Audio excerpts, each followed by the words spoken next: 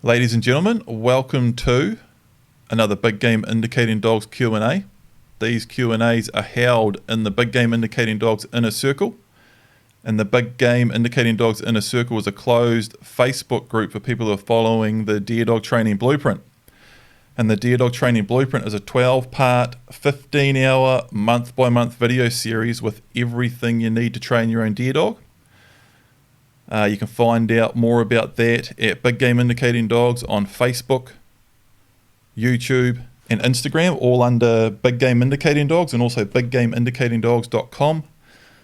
If you're watching this on Facebook or YouTube, you can also listen to these Q&As and a heap of other podcasts on the Paul Michaels Revolution podcast. So let's hook into this. So these questions are questions from people who are following the Deer Dog Training Blueprint. And these questions are all asked in the Big Game Indicating Dogs Inner Circle, which you can join if you buy the blueprint. So Nikki Ann Cameron Small, I'm guessing it's a couple joint Facebook. My puppy chews and carries around the long lead while I'm trying to train her. How do I get her to stop this, as it doesn't allow me to use it to recall her back? And like with a lot of the questions in the Inner Circle now, we've got 400 people in the Inner Circle now, 400 people who have all followed the blueprint, and there's a lot of people in there that have, first started training with the blueprint a couple of years ago, and that have become good trainers themselves and have trained dogs and shooting deer over them and all of that. And it's become a bit of a forum where people are helping each other out and answering questions. And this is a case here. So there's a couple of good answers on this. And this has already been answered. But Nikki's asked, so her pup's chewing on the long line while she's trying to train it, and that's in part 2 of the blueprint. And it's just command and disapproval, check on the long line and just snap them out of it. It can be a bit of a phase, but it's very easy to get past. And that's actually covered in part 2. Yeah.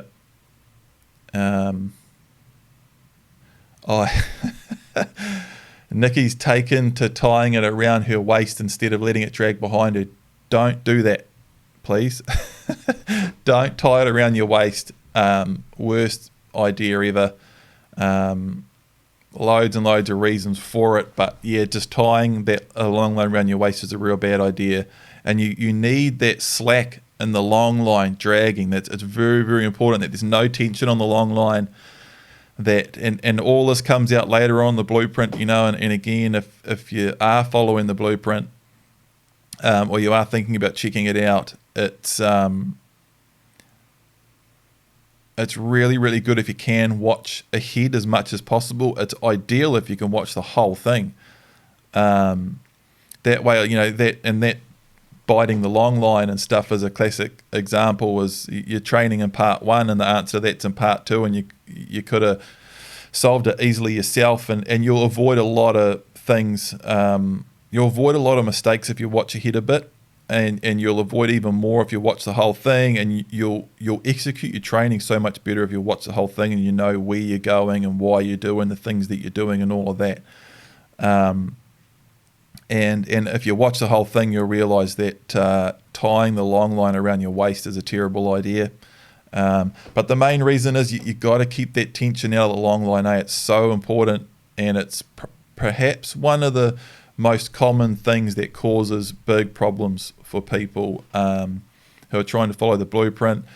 On the very rare occasion I do a one-on-one session that someone's saying, man, my dog's range just won't quite sort its range out, and it won't do this and it won't do that, and it's just, I've got these frustrating things. Can we do a one-on-one? And they're using the long line wrong. They're using the long line much shorter than how I show you how to make and use a long line in the blueprint, and just using it quite differently to the way I show that it should be used in the blueprint, and skipping a lot of things that are hammered out in deep detail in the blueprint, like non-communicative training, non-communicative turns, non-communicative stop. We've talked about this before in the Q&As about people are asking a lot of questions when they're on like part 5 or 6 or even 1 or 2 or 3 or 4, 5, 6. Of part, those parts of the blueprint. They're saying, man, this is happening and that's happening, or my dog's doing this, and the real meat of the blueprint is sort of 7, 8, and 9. 7 and 8 are real biggies. 9's really a finishing off of 7 and 8, but that 7, 8, 9, and even 10, super, super important. That's where all your finish is. It's so important to stick with it and get right through to that point and do all of that stuff properly. 1, 2, 3, 4, 5, 6 are really important, because you can't do 7, 8, 9 and 9 without laying that foundation in the first 6 parts. But it's really important to do all those first 6 parts and then stick with it and do that 7, 8, that work in 7, 8, 9. That's where all the tidying up comes from. Yeah.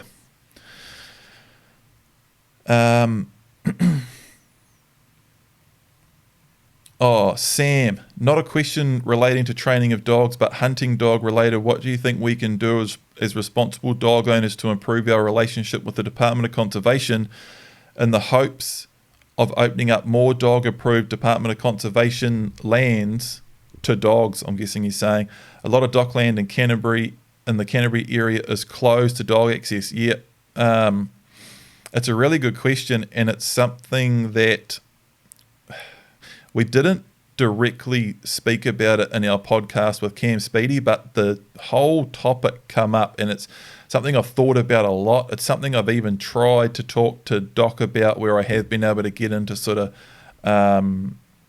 like consultation processes with when they've done like their public meetings for developing recreational strategies for some parks. It's a process that's very difficult. It's especially as a hunter. There's a lot, I was trying to get involved in the development of the recreational strategy for the Kaimai Ranges, and I was sort of told, hunting, that's sort of more biodiverse. I just got the feeling that they'd rather not talk about it, because hunting and dogs, and this come up in the podcast with Cam, that Cam mentioned, and Cam's very pro doc. He's not anti 1080. He's very a very balanced guy on this sort of subject, and he mentioned that hunters are a problem to doc. That hunters are seen as a problem to doc, and they are. And hunters are, and that it's a bit of a generalization, but in a lot of ways we are, and it's something that Doc has to deal with, particularly dogs, when they're trying to carry out their objectives. So it's a difficult subject, man. It's a huge subject. It's something I want to get into and talk about on the podcast. I welcome anyone from Doc to come on, and if anyone has disagreed with anything that I've just said there, to come on and talk about it. But one thing's for sure, that the more we can talk about it, and the more hunters and the Department of Conservation can come to agreements with mutual benefits on both sides, the better. And I think the biggest thing we can do as hunters is just be super responsible, follow all your rules, get all your permits, train your dogs well, get your Kiwi certs, follow all the rules, and shoot deer, man, and show that we can turn up and that we want to do it and we want to shoot deer, and not mucking around and leaving all the hinds and looking for big stags and wanting as much deer as possible. We've got to show that we're actually keen to turn up and shoot deer, and that's the overall underlying vibe that I get from Doc. And they do, even if they do see hunters as, sometimes being a hurdle in their way to achieve their objectives, they know that we're not going anywhere, and they know that they have to deal with us in the best way possible, and they do also know that we're there to shoot deer, and they don't want them there, and they're looking for ways to work with us. And there's this real tone, like when I went up the falls to make that video where I shot those 2 hinds, the last video that I did with printing the Kaimais, there was a dock guy sitting at a table at the car park with all this paperwork in front of him. I don't know what he was doing there. He was doing something. He was counting people going up or checking something. There was a big, he was sitting at a white table with like a few big folders and forms and stuff in front of him, big dock sign behind him, and he was just a dock guy sitting at a table. And and this is another point too, always have your permits on you, and be nice to them. We need to show that hunters aren't a problem, that we can be,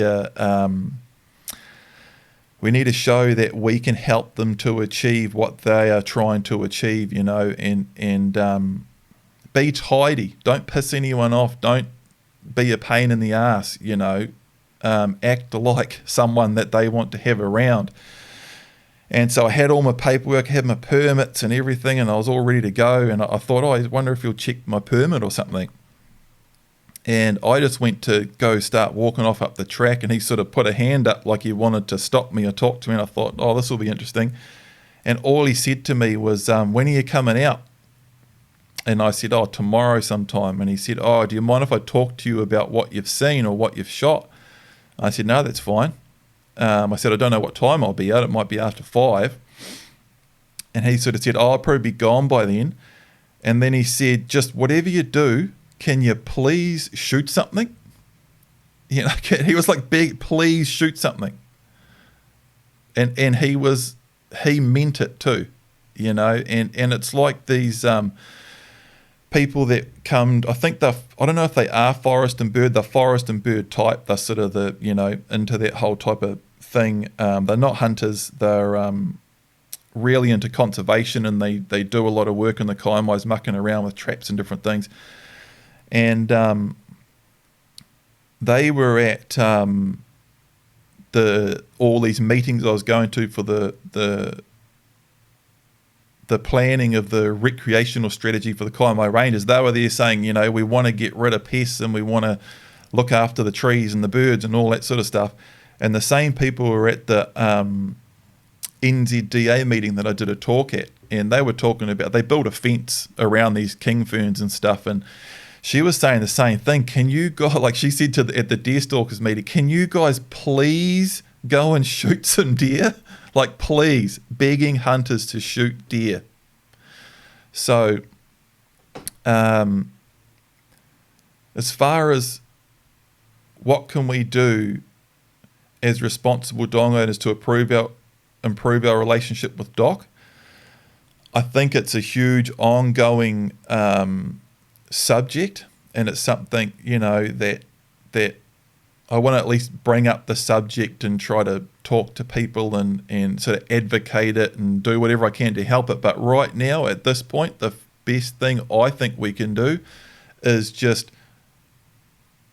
act like really responsible hunters, follow all the rules, don't piss anyone off, don't be a pain in the ass, and shoot deer, man. Shoot them and show that we're keen to turn up and shoot deer. And yeah, that's my take on that. And we'll be talking about this a lot more in podcasts and different things in the future. Wolves. Hi Paul, my pup Remy is 5 months old, and I've only been letting her out of her kennel maybe 3 or 4 times a day. 2 or 3 of those times are for training sessions, 30 minutes or so. Others are for toilet break, where he puts a long line on her and teaching her a go toilet command and all of that. So on and so forth. I've read all these already before I started today. But he wants to get into doing more freedom sessions, and his main question is how long would be a good start off for freedom sessions. He's saying, how long should the freedom sessions be? It's difficult to say, but as a real general rule, I would say between 15 minutes and half an hour. But it all depends on the situation, and it with a lot of this stuff, how much training should I do? How much freedom can I give my pup or dog? Should I do this? Should I do that? The main thing is that you've looked into the system properly. If you're following the blueprint, that you've watched ahead, or again, ideally you've watched the whole thing, you understand what you're doing, and you have that game plan, and you're executing it, you're doing it, and it's working, you're getting good results. If you're not getting the good results and you're having problems, then you need to work out why you're having those problems and make some changes. So the answer to that freedom session thing, how much freedom can I give my dog? And I've talked about this before. And if you can give them as much freedom as you want within reason, without breaking any of the, those key rules and principles,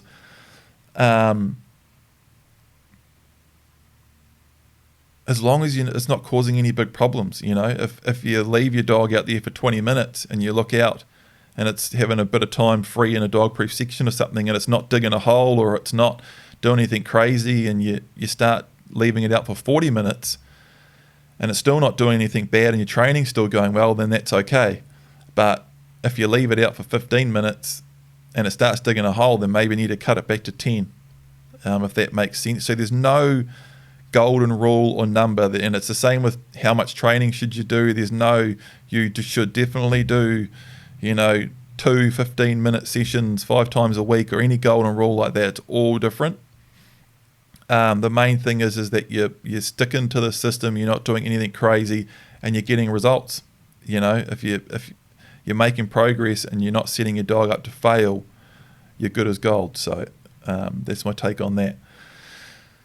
Jason, can I give my dog meat, bones or carcasses off rabbit, hares and possums? It seems a shame to waste good meat when I've dressed out rabbits and hares, but I'm worried this will confuse her since I want her to avoid these species when out training and hunting. My real short answer on that is good as gold, man. Totally fine.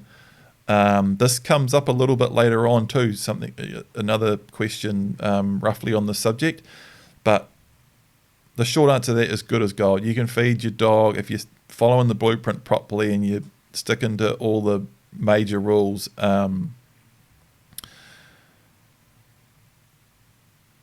Rabbits, hares, and feeding your dog rabbit, hares, and possums is fine. Totally fine. Martin, hi Paul, been doing skin training and all's going well except the sniff lick part at the end. Oh, yep.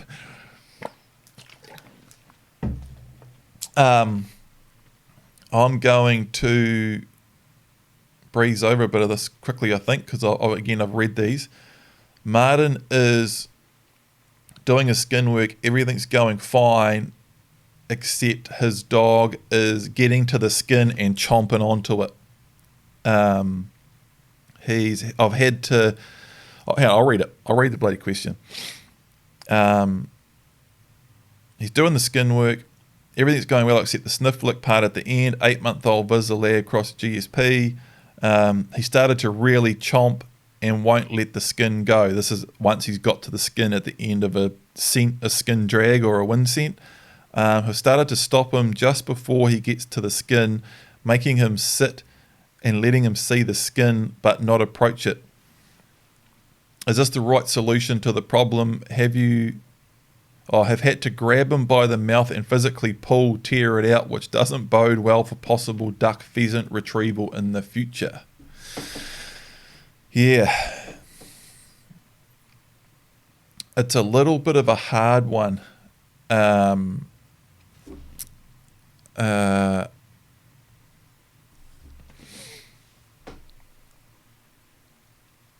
that I've used that whole chewing and grabbing and the dog getting all possessive of the skin once it gets there at the end to sort of increase drive and things. I've talked about that. I had that dog that was like scared of the water, and we were trying to get it to retrieve birds, and I got that dog really chomping on the skin and pulling on it and really amped on it, and that dog's getting used as a bird dog now, and all I've heard is it's going really well and it's retrieving birds well. Man, yeah, my gut feeling is telling, if it was my dog, I wouldn't be worried about it. And I think once you're retrieving birds and dead birds and you're just in that hunting situation where it's brought one bird back, and in the context of there's one bird, I've got it out of the water and brought it back to my master, and now we're looking for another one, I think it's just going to bring that bird back and hand it over and you're going to carry on. I just don't. For me, I wouldn't look at it as an issue. I really wouldn't.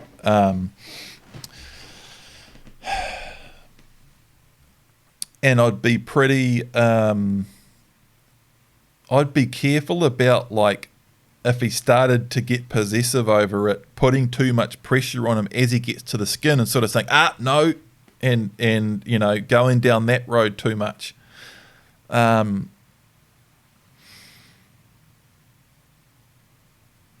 Probably the most important thing to mention here is the fact that, and we actually talk about it in the blueprint, but not this side of it, the other side of it, where when you're doing skin work and you do it quite a few times and your dog takes you to this dead piece of skin over and over and over and it starts getting quite cruisy about it. And I say, don't do anything strange to keep doing skin work. Don't try to hype the dog up or do anything weird so you can keep doing those scent drills over and over and over. If you've done a few, your dog's winding and tracking, you can sort of read it, all of that set up, then just leave it there, and so that might be a solution here, man, is if you're doing the wind and you're doing the drags and the dog's doing it all and you're having this problem, maybe just stop.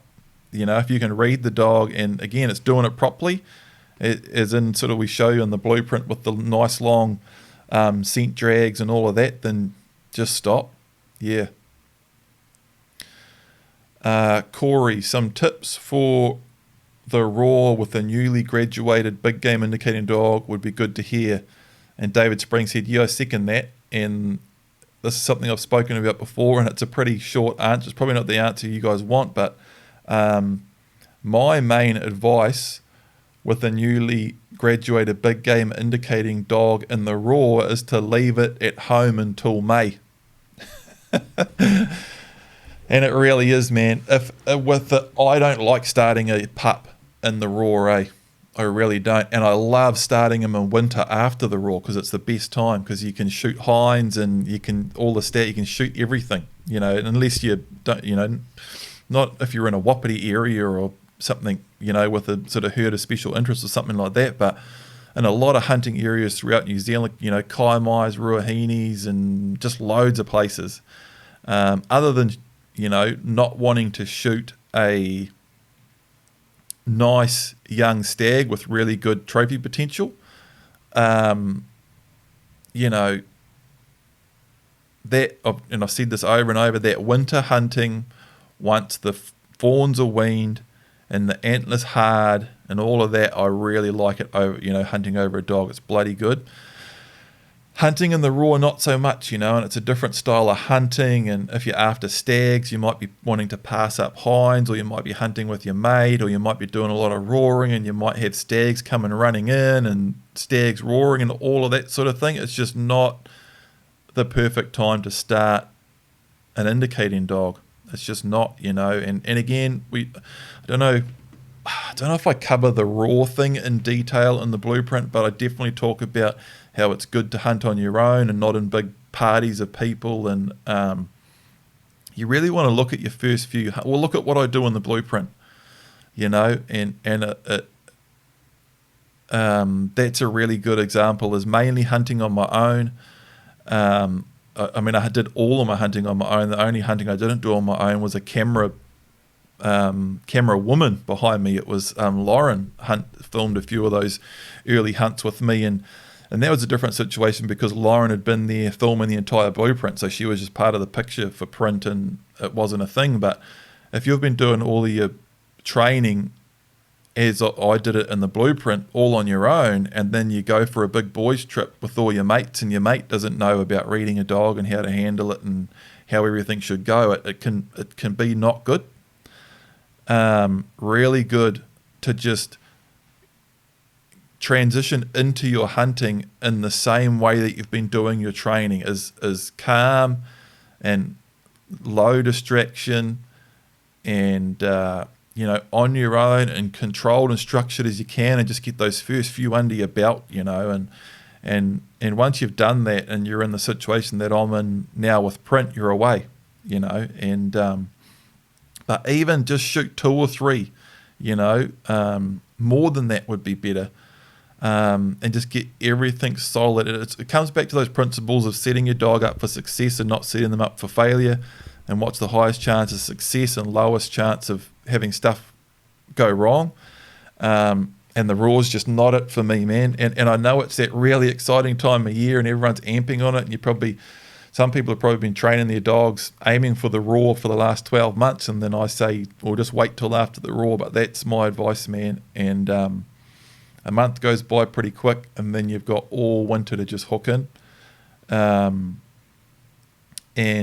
after that, this question is a newly graduated big game indicating dog. Once it's graduated more and you shot a few deer over it and it knows the process and all of that, it's good as gold. But you could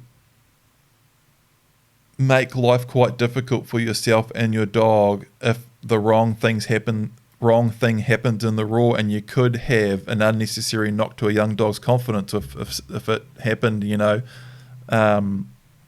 Your dog sort of sneaking in on its first deer, and so every now and again you don't even have to roar at a stag for it to come running in on you. They just hear a stick crack and come charging on in. That sort of thing isn't ideal for a dog's first couple of deer, particularly not its first deer.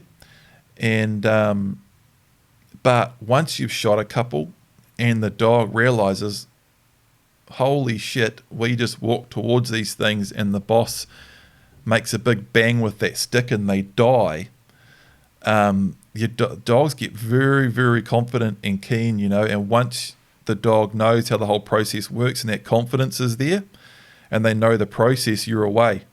But, what could be perceived as small stuff-ups in those really important first few contacts can have a huge impact and knock you right back. But if you get those first few bang on, then you end up in a situation where I'm in with Print, where he can have only really shot a dozen or so deer over him, had a year off and go back and he's just cranking, and now it'd be hard to stuff him up.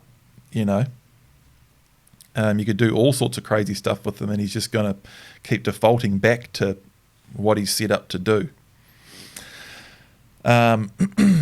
Brendan, when I call my pup, she comes running at me full speed, smacks into me quite hard. I don't want to back away or ignore her, as this would be a contradiction to the reward for coming when called. This would be a big problem as she grows, currently 10 kg. Always put the age of your dog, age, breed, how long you've been training, what part of the blueprint you've watched up to, what part of the blueprint you're on. If you can remember, really good to always put those details. Age, what part of the blueprint you're on, what part of the blueprint you've watched up to, and a few of those key details.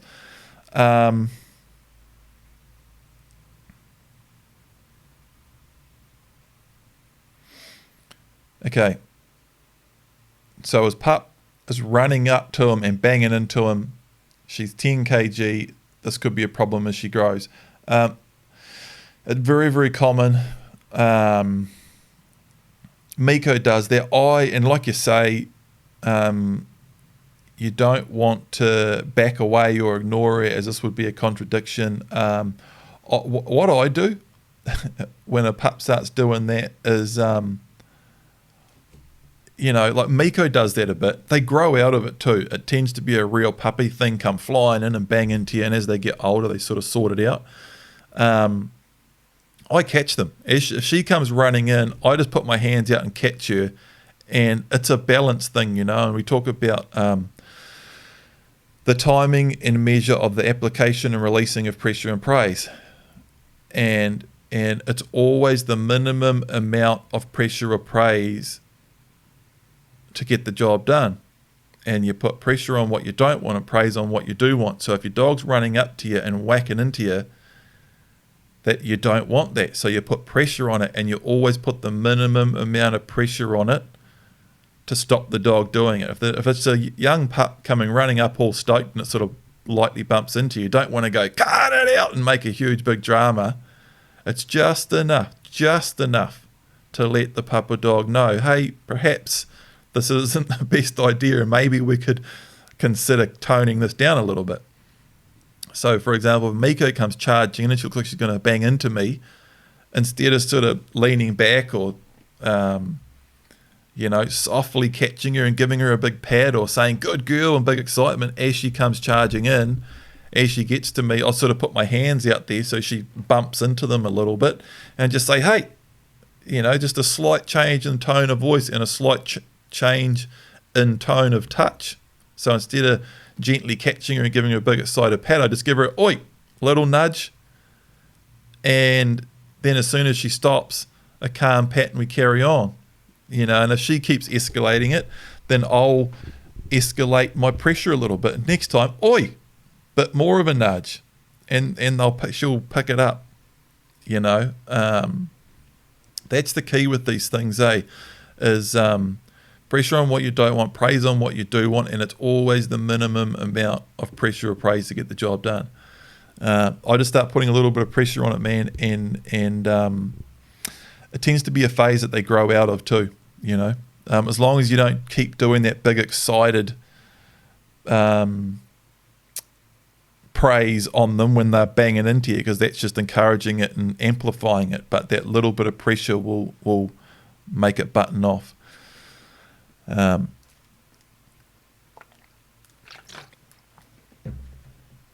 guessing our sound's still good. You guys will let me know if it craps out. I have been catching her and putting her into a sit position, and it's getting better. Yeah, sweet.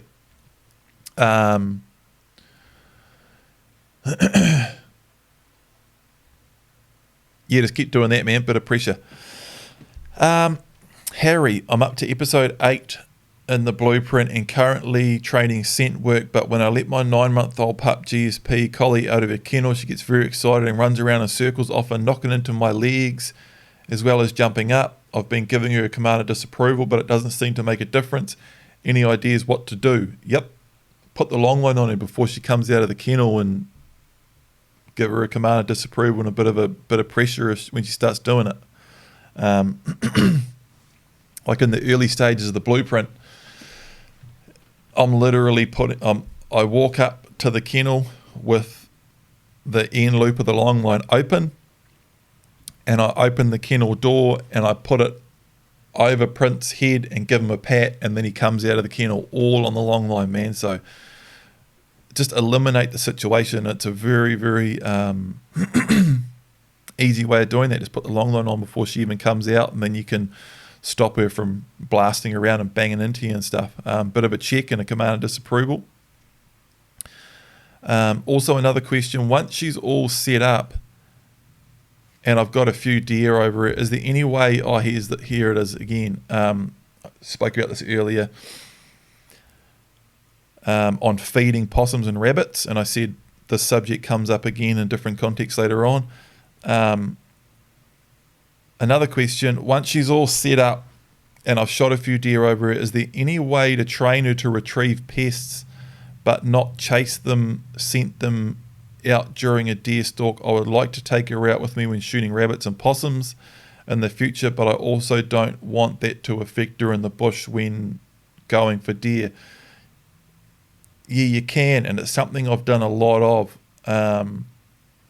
with Tessa, my old dog, who was really good on indicating deer.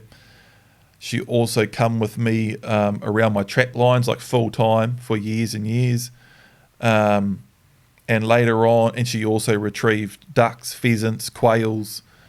I also used her doing commercial possum work for fur shooting. I shot hundreds of possums with her, probably thousands actually, and she'd retrieve them for me. And with the most sort of notable circumstance of that was shooting possums for fur and cut over pines. And I was riding around. There's a lot of possums there, and I was riding around on a 4-wheeler all night shooting possums and cut over, and I could shoot them up to maybe shoot the odd possum out to 100 meters with the 22, but generally 60, 70 meters was my main ranges. And but most of my possums would be at least 20 meters away, 20 to 50 meters away out in the cutover. And I'd shoot them and she'd go retrieve them, and it saved a lot of time of pissing around, and quite often you'd shoot 2 or 3 in a spot, and she'd go out, get the first one, I'd start plucking it, and I'm sort of working her from the bike, from the gravel roads in this pine block, and she's retrieving possums while I'm plucking them, and she'd put the odd one up a tree and stuff like that. And it was all fully controlled. You know, she was steady to the shot. She wouldn't go unless I told her to go. She had a good recall, and I'd also hunt deer over her, and goats and pigs, and she sort of did everything. And that's the main key, man. And you sort of touched on it in the question. Once she's all set up and I've shot a few deer over it, is there a way to train her to retrieve pests but not chase them, scent them out during a deer stalk? And that's the main key, is with that sort of thing, get your dog all set up on and shoot a few deer, all properly, all going well, and set up that pattern. And that's that default pattern that dog will default back to. Next time you go in the bush and you get on deer sign, the dog go, oh shit, I know how this worked last time. And dogs just want to repeat whatever brings them success. And that's what we talk about in the blueprint. It's one of our principles, training with success. So there's training for success, is setting a dog up so it can't fail in training. And then training with success is setting a dog up to carry out an activity in the way in which you want it to carry it out, and then helping the dog carry out that activity in the way in which you want it to carry it out to get to a positive result in which the dog is going to want to do again. And in the case of training a big game indicating dog, and the way we do it in the blueprint, we train them to carry it out in the way we want them to do it. And dogs love hunting, and so you shoot a few deer over them, and we set them all up in the way to do it the way we want them to do it. And then they just want it. So that's training with success, is, again, dogs just want to repeat whatever brings them success. That's why it's so bad when you do things wrong and your dog chases a deer, but then it ends up actually scragging it down in the creek and actually getting it. The dog's going to want to try and repeat that over and over again because it worked, you know. So that's why it's so important to get a dog set up to hunt in the way in which we want them to hunt the first time, because it sets that default pattern, you know. And it's a really powerful thing in dogs and dog training. You get them to do it right the first time, and the first few times that pattern gets set in very, very solid. So it's very important to do that here, and that's why it works so good. So if you shoot a few deer over the dog, like, you know, a good 4 or 5 deer or something, more would be better, but 4 or 5 can be enough. And then you can go out and then do your retrieve training, get that set up, and go shoot possums, man. And if that's what you want to do, and get your dog to retrieve possums and rabbits and hares. And there are situations where it's really, really handy, and it's not going to be a huge issue. And keep it all steady, though. That's the key, man, and it's a really big one. Keep it steady. You still need that. If you're doing your retrieving possums and rabbits and things, you need to keep that dog steady to the shot, and it's not allowed to go and retrieve until you tell it to. Very, very, very important. If you teach a dog to break at the shot or retrieve when it wants, auto retrieve, that can have a huge negative effect on your indicating and steadiness and indicating and on deer and things. As long as you keep everything steady and that dog doesn't go to retrieve until you tell it to, steady to the shot, steady to throw, steady to the retrieve, steady to the falling game, you're good as gold, man. And the worst thing that'll happen if you do it all properly and keep it all steady is you'll be out hunting. Tessa did this. You'll be out deer stalking one day, and she'll start winding, and you'll think, man, she looks pretty keen there. And she'll take you over the side, down the side a bit, or take you, you'll follow up on that wind, and she'll walk up to a log, a hole in a tree or something, and point, and it'll be a possum in a tree or something. And but you're in different circumstances. You're out deer stalking during the day in different, and generally in a different environment, different area. You've got your deer stalking rifle, you're in different clothes and all of that. And I'd just say to her, if I was deer stalking and we were looking for deer and I had my 308 instead of my 22, and she took me to a possum, and she only did it a couple of times. The first couple of times she did it, I just went, as soon as we got to the spot where the possum was, and she's like looking in a hollow log or something, I just say, cut it out, get out of there, come out, and walk her away from it. And she did it 2 or 3 times, and then she just wouldn't bother doing it. If she knew we were deer hunting, she just wouldn't do it. But then when we went out possum shooting, she'd retrieve possums all bloody night, and it was really handy. So that's my take on it, man. And even those first couple of times, she never took me miles to a possum. She only like 20 meters down the side or something max, more like 10 meters the first couple of times. And we'd be out deer stalking, after we'd retrieved possums and done all this possum shooting thing. And it's completely different with the indicating dog. You can't do this with a pig dog because it's just going to run down the hill and scrag the possum if you've retrieved possums. But with an indicating dog, it's totally different. And she'd just take me 10 meters down the side, point in the log, and I'd say, cut it out, and we keep going. And after that, the only other time she'd do it is if like there was a possum literally right in front of us. If we were walking along a ridge and she was walking right past a hole with a possum like a meter away from her head, as we walked past, she'd point it, and I'd just sort of have a giggle and say, come on, hurry up, let's go. But moral of the story is you can do it, but there's just those really important points there. Martin, are these questions covered in the notes for this one? It's just chatting. All good. Chris, hey Paul, I have a 10-month-old German wire-hair pointer. Training is going pretty good. My pup is fixated on birds, loves them to the point of stopping and pointing at birds flying over us. He loses all concentration on what he's doing. I messed up the kenneling stage and had to use an e-collar to stop the barking. Should I use it for birds as well? My take on that is definitely not. Even if you don't want to hunt birds, I just don't like them, man. They can be really good for stopping a dog barking in the kennel, and we've talked about that, but I don't like them for anything else, man. And I've just been doing one-on-ones with a guy that was trying to improvise with an electric collar, and I think it's the cause of some pretty serious problems he's now having. But I just don't advocate them. Some people use them to good effect. I don't use them, and I just don't advocate them, and I don't like them.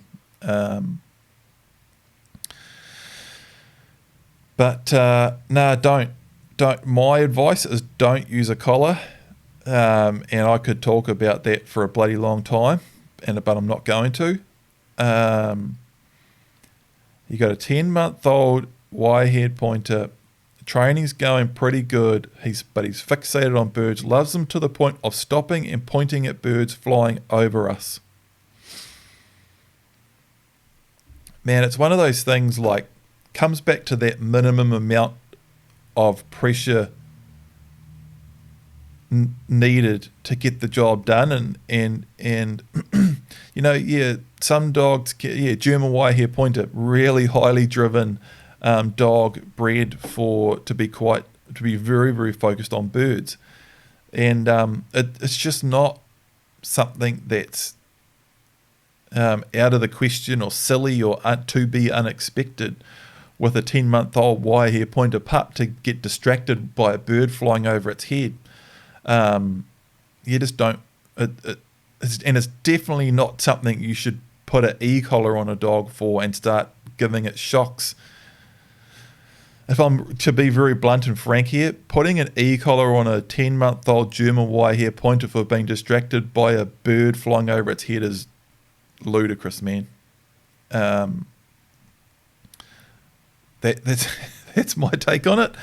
But to come back to actually giving you an answer and sort of within the context of this Q&A and the blueprint, it's not a big deal as long as and it's still very young, man. 10 months old's young, eh? You know, Print was 15 months old when I started hunting him in the blueprint. And some dogs, it may have to be older than that before it's completely chilled out and ready to hunt. So my take on it is, you know, you're saying he's fixated on birds. He loses all concentration on what we're doing. And it's just to be expected. If you're in the middle of a stop drill and a bird flies over and the dog gets up off a stop, just treat it as you would any other time the dog gets up off a stop. Just minimum amount of pressure required to get the job done. Just command and disapproval, step in, no, sit back down, and make them sit back down. You know, if you're walking along and a bird flies over and your dog breaks range, give them a turn and a command and disapproval. Just follow the protocol, you know. You know, yeah, that's my take on it, man. And one other thing I'll say on this is Ross Woon gave another suggestion on how Chris could maybe fix that, and it wasn't the type of suggestion that is going to be used in the circle. So just be really mindful of the sort of suggestions guys are throwing up in here. Yeah. Brett, hey Paul, I've got a 5-month Vizsla and the blueprint is working sweet. I've been taking her on walks on the rope and she is walking in front well. There is where the issue lies is we have some velvet stags on the farm in the loop that I walk. They are only a paddock over. Am I desensitizing her to deer? We're not walking through their paddock, so there are no tracks. It would only be if the wind was blowing this way. It's not ideal. It's not ideal, and we've had this a couple of times. It's not ideal, but I wouldn't be overly concerned about it. And again, I'll just proceed with following the blueprint in that as usual. Just follow it all, do all the training as usual, do all your skin work, get your dog finding the skin. He's 5 months old, so if you're not doing skin work now, you'll be doing it pretty soon. Do all of that and just proceed as usual, man, and I think you'll be completely fine. You know, again, it's something I've had questions about via messages and things before we were doing these Q&As, and I just don't think it's a big deal. It is ideal to avoid that wherever possible. If you can train somewhere where there aren't deer right next door, it's really good.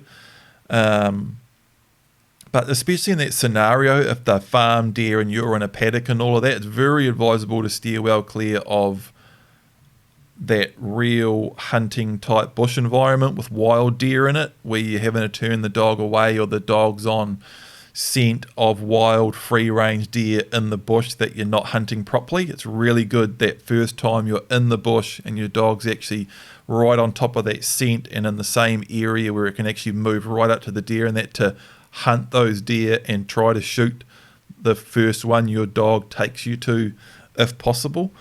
But in that situation where you're out on farmland and in paddocks and things, it's really not going to be a huge issue. And if you just follow through the system properly as usual, I think you'll be fine, and it'll just become one of those situational awareness things. You know, situational awareness is one of our principles, and dogs do have really good situational awareness, and you know, they can be aware of the fact that that's one situation, that's those deer in the paddock at home, and we don't show any interest in those. And but when we go in the bush and the boss is carrying the gun and all of that, we're trying to kill them, you know. And I've known professional contract goat hunters that have pet goats like 20 meters away from the kennels, and their dogs really love killing goats, but they won't pay much attention to the one at home, you know. So it's just not an issue, man. Martin, hi again. Would it be a good idea for my dog, 8-month-old lab cross, to go to the deer farm down the road and see and hear stags roaring, to get used to the noise before taking them into the bush and hearing the real thing for the first time.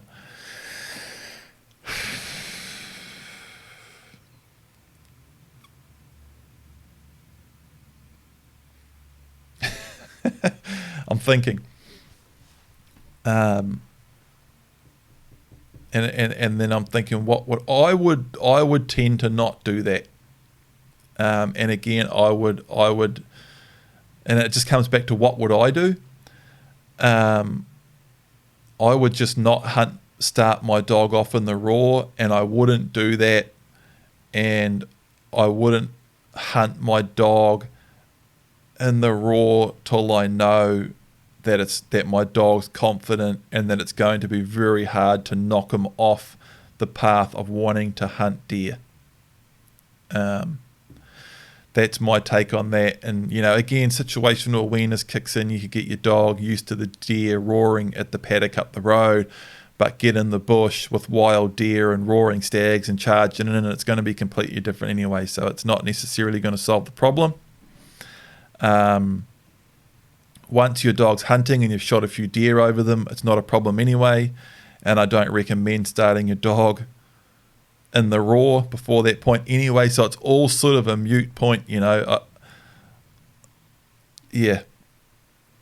But having said that too, it's not a crazy idea, other than the fact that you're kind of maybe desensitizing your dog to roaring deer and deer in general. So you don't want to start doing like what we do with the cows and get your dog to that point where what we're talking about, neutral interest, where the dog's not wanting to go for the deer but not scared of them either. You don't really want to do that. You really don't want to do that.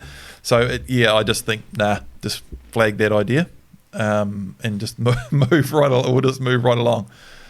I wouldn't do it, man. I wouldn't. Radovan, I hope I'm saying your name right. Hi, Paul. Thanks for everything you're doing and putting into this program. It really is one of a kind. Cheers, bro. I have a 12-week-old GSP bitch. The problem I'm having, and it may be my timing or something else to do with the way I'm handling her, when I say to her sit, it normally takes 3 or 4 times of me saying it before she sits. I've tried stepping in, which only makes it worse, as then she thinks it's a game, and I've only tried putting pressure on the long line, and I've also tried putting pressure on the long line until she sits. That method works, but I don't think it's a full-time fix, as I feel I'm overusing the long line. Any help would be much appreciated. 12-week-old. If your dog was at 12 weeks, this is almost a non-issue, and I was having weird things with print where, and I've talked about this over and over, it's sort of an example I use quite a bit, and people say, my dog's doing this and it's really pissing me off. I went through a massive stage with print where I'd say, print, sit, and he'd stop, but he wouldn't sit down, and I had to step in and push his bum down just over and over and over and over and over and over and over. And then one day I see Prince sit and he just sat down and it was done.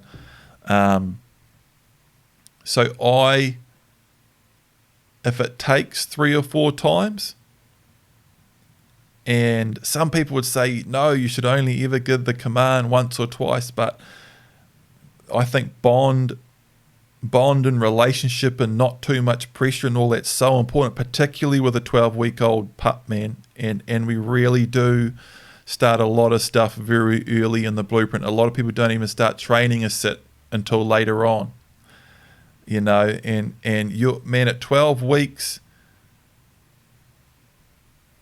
if she's 12 weeks now, everything you're doing up until this point, from 8 weeks to 12, we're not even going for compliance at all in that first 4 weeks. And we say that in the blueprint. All we're doing is linking commands to actions. So this isn't even a conversation you should have been having with yourself or your dog up until this point, So, in that first 4 weeks, it's just really light, fun, cruisy, and if we can link some actions to some commands and sounds, then it's just a bonus, and we're just trying to get whatever we can done in that first 4 weeks, and if we do it correctly, we can get a lot of awesome work done while also building the relationship and bond and attentiveness with our pup without teaching any bad habits. It's sort of all upside, and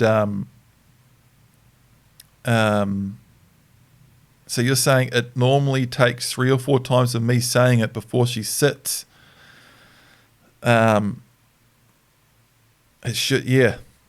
Basically, what I just said, she's so young, man, and it's so important to just keep calm, keep enjoying it, keep focusing on that bond and relationship, and just stick to the program and just repeat and repeat and repeat. And it's all set up so the dog can't fail and can't get it wrong, and it's really just up to you to stay happy and calm and relax and just repeat it. And it's all there in the blueprint too, all of the step-by-step stuff, and just let the dog come on in its own time. Really important. That's my take on that. Yeah. I've also tried putting pressure on the long line until she sits. That method works, but I don't think it's a full-time fix, as I feel like I'm overusing the long line. It's just, you're just thinking way too much for this stage, man. That's what I'm getting, the vibe from you. And I would just wall back, slow everything down and just chill out. But by all means, if you keep having trouble with it, just ask another question here and we'll talk about it further. Emilio. Hi, Paul. Firstly, the blueprint is awesome and training has been going great. So cheers for the great content. Thanks, mate, and thanks for signing up. I've had him for a month, and since early on, he's been a bit playful, jumping up, chewing on gumboots. As F1 suggests, I just ignore this behaviour and disengaged, and that's all part of, we're not going for compliance in part 1. If our dog's doing stuff we don't like, we just ignore it and disengage. We don't want to get into hard out compliance and blimmin' reprimanding a 10-week-old pup, But the problem is, unless stopped, he keeps going, and ignoring him doesn't stop him. So I introduced the command of disapproval when he was really jumpy and nippy, which is the right thing to do. But as soon as I drop my voice and say, hey, cut it out, he acts like it's a cue to play, and he starts barking and nipping me. So that's the real key there, and it tells me, it comes back to, we sort of touched on this briefly earlier, talking about the minimum amount of pressure and praise and using the minimum amount of pressure required to get the job done. But if what you're doing isn't getting the job done, and if the only reason you don't want to use pressure with the dog, or you want to use less, or the reason why we use the minimum amount is because we don't want to use too much and break down that relationship and bond with our dog. We don't want to say cut it out and scream and be an idiot with a young pup and have them scared of us. It's the last thing we want to do. So that's why we're always trying to use the minimum amount required. But if we don't use enough, or we don't use any, particularly while the pup or dog's doing things like biting us, we're not using enough, and I've spoken about this before too, and it's really important, is that with pressure, and particularly with when you're using the long line to give a bit of a check, it's not how hard you do it, it's how you do it, and that piece in part 2 where I'm using the command of disapproval and a check on the long line to stop print from biting the long line. That's a classic example of that. And I'm holding the long line literally between my finger and thumb. I'm barely holding it, and he goes to pick it up, and I just go, and I just give the long line a little jerk. It doesn't even pull on him, but it's the speed of that jerk, and it's the tone and the timing of the speed of the pull and my verbal command of disapproval, you can sort of go, no, don't do that, no, and just sort of, it's very soft and spongy, and you can pull, slow but really hard, and it doesn't have much effect, or you can just go, and a little jerk. It's all about the tone. I hope that makes sense. It's you can go, you can yell really loud, 4 seconds after your pup's been biting you, in a certain way, and it doesn't really have much effect. But if the second timing's so important, timing and tone, and the sharpness, not necessarily how loud or how hard you pull. Timing's so important, man, with that whole thing, and with pups biting and jumping up and things like that. So I don't know how well I've explained that, but let me know as soon as this Q&A is done, or as soon I'll put up the post for people to ask questions for the next one, and you can comment on that. No, I don't really know what you mean, and we can talk about it further, or yeah, that makes sense and I tried, or it works, or yeah, that makes sense and I tried and it didn't work. Let us know. But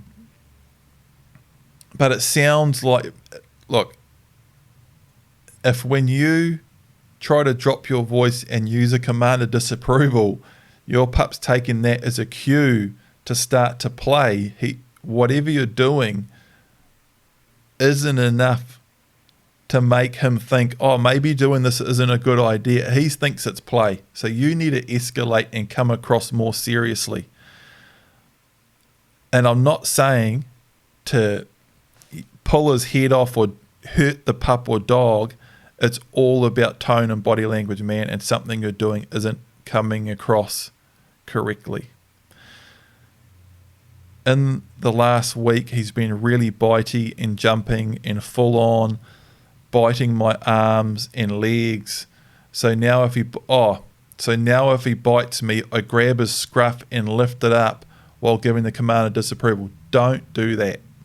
Don't do that, man. Don't reprimand your dog with your hands. Don't. And that's, look, pups love to bite and bark and roll around and play.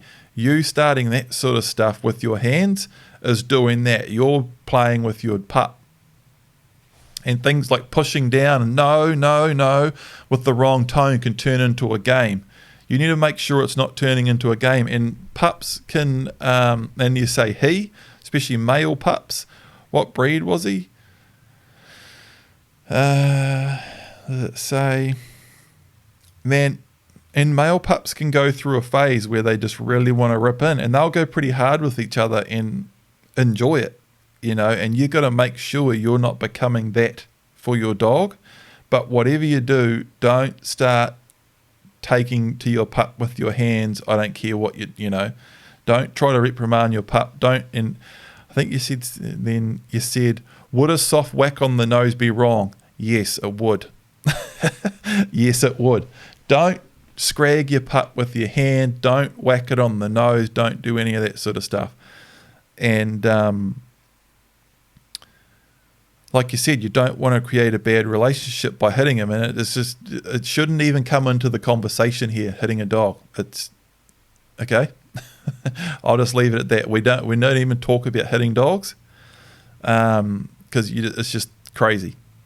You just don't. It doesn't work. It's just crazy. But he's saying, I don't want to create a bad relationship by hitting him, and no, you don't, and you don't want to hit a dog, period. But also don't want bad habits from forming through biting. And exactly, no, you don't. I understand he's just a pup and he's going through a phase, but seems like the beginnings of a problem, and I can't seem to stop him. Cheers, Emilio. So, man, and we talked about this before too, how once, and it says, but seems like the beginnings of a problem. Anytime I hear that, I understand he's just a pup, he's going through a phase, but it seems like the beginnings of a problem and I can't seem to stop it. It seems like the beginnings of a problem is someone that's starting to fixate on something and think, oh man, he's biting me. Oh man, no, don't do that. Don't. I'll scrag. And then you're scragging him and you're engaging with it and it's becoming a thing for you. And when something becomes a thing for you, it becomes a thing for the dog and you start bouncing backwards and forwards off each other and things escalate. It really does. Have a really careful watch of exactly what I do with Print in part 2 when I'm correcting him for biting the long line, and the way I do it and the timing and how carefully I watch him and how softly I pull and the way I do the command of disapproval and the way I pat him as soon as he stops, and everything we talk about and everything I do in that segment. There's a lot of subtle nuances in this whole thing. A lot of very subtle things that I don't want to get into using big words, but that's what a lot of small things that are easy to miss. A lot of small things that make a big difference, and it's very important that the timing and the way you do everything is just right, and your tone and everything. Really, really important, and it's a serious subject, man. If you're talking about some of the things you're talking about. So, anyway,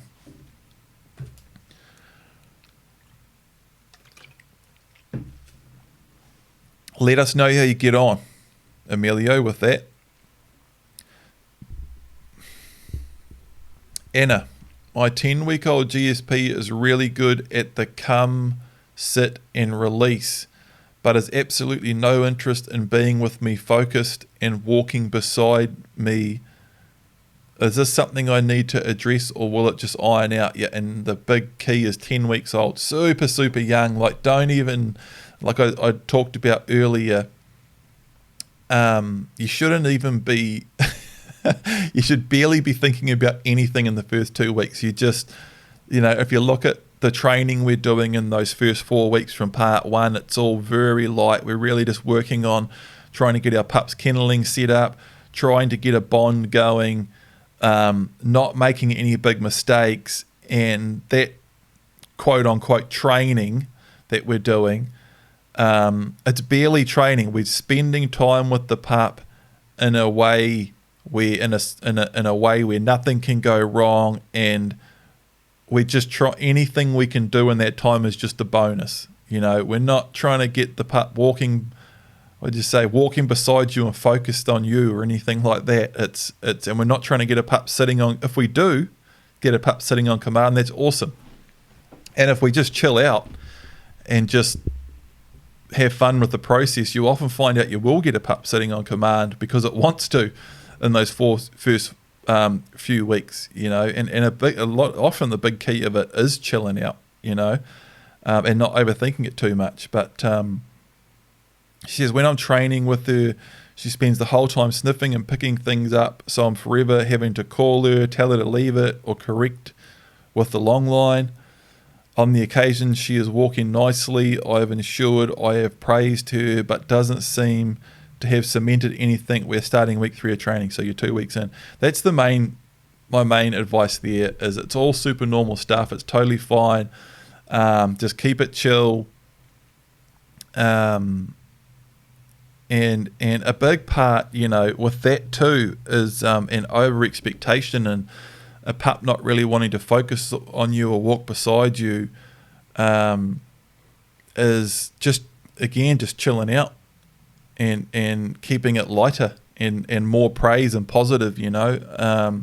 If your pup starts picking stuff up, I'd try to take it out of the pup's mouth, but I'd try to do it again with the least amount of pressure required to take it out, like the very least, and the big key too is with that, especially with a young pup, is if it picks something up and I wouldn't even say no, I'd more say, like with a 10-week-old pup that picks something up, I'd say, as soon as it picks up, I'd say, here pup, and I'd use the minimum amount of pressure force required to take it out of its mouth, and as soon as it's out of its mouth, I'd give it a pat and say, good pup. And if it wanted to go for it again, I'd just walk away real fast, distract it, move away from it, just keep moving, just keep moving backwards and forwards, walk round and around the house or whatever area you're doing, keep moving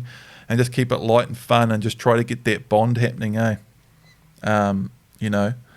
that first month is so much about just not causing problems, not making big mistakes, and anything we can get as a bonus.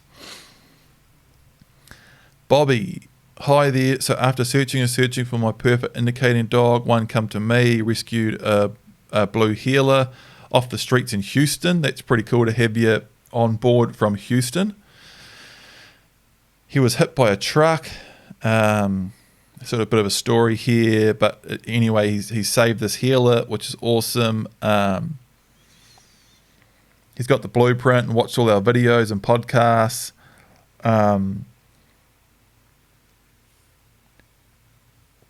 He's stoked with how well everything's going to this point.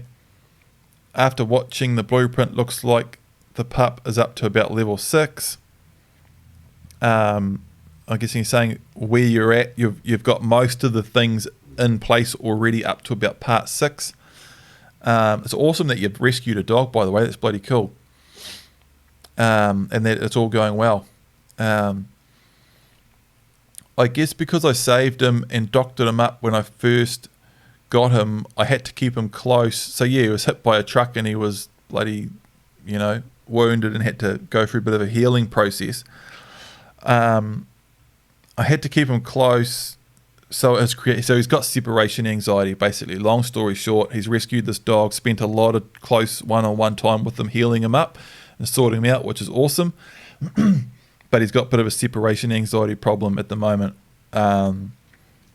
He loves his crate, but cries when he can't see me.